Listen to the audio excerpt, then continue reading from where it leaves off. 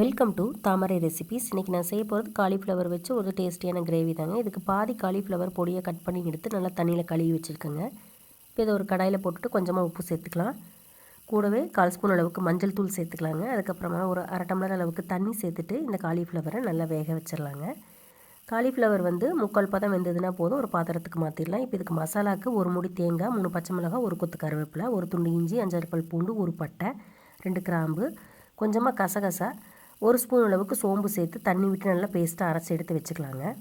இப்போ அதே கடாயில் கொஞ்சமாக எண்ணெய் விட்டுட்டு எண்ணெய் சூடானது கடுகு போட்டுக்கலாம். கடுகு பொரிஞ்சதும் பொடியாக வெட்டி வச்சுருக்க ஒரு பெரிய வெங்காயம், 1 கொத்து கருவேப்பிலை சேர்த்து நல்லா வதக்கி விட்டுறலாங்க. இது நல்லா வதங்கி வந்ததுக்கப்புறமா நம்ம அரைச்சி வச்சுருக்க மசாலாவை இதோடு சேர்த்துடலாம்.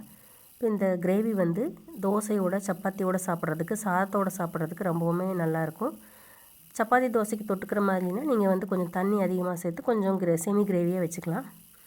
இது கொஞ்சம் உப்பு சேர்த்துக்கலாங்க. இது நல்லா கொதித்து வந்ததுக்கப்புறமா நம்ம வேக வச்சுருக்க காலிஃப்ளவரை இதோடு சேர்த்துடலாம். நான் இன்றைக்கி சாதத்துக்கு தொட்டுக்கிறதுக்கு செய்கிறனால இதை நான் ட்ரையாக பண்ண போகிறேங்க.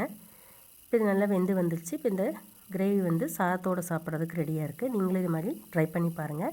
நம்ம சேனலை ஃபஸ்ட் டைம் பார்க்குறீங்கன்னா சப்ஸ்கிரைப் பண்ணுங்கள். வீடியோ பிடிச்சிருந்ததுன்னா உங்கள் ஃப்ரெண்ட்ஸ்க்கு ஷேர் பண்ணுங்கள்.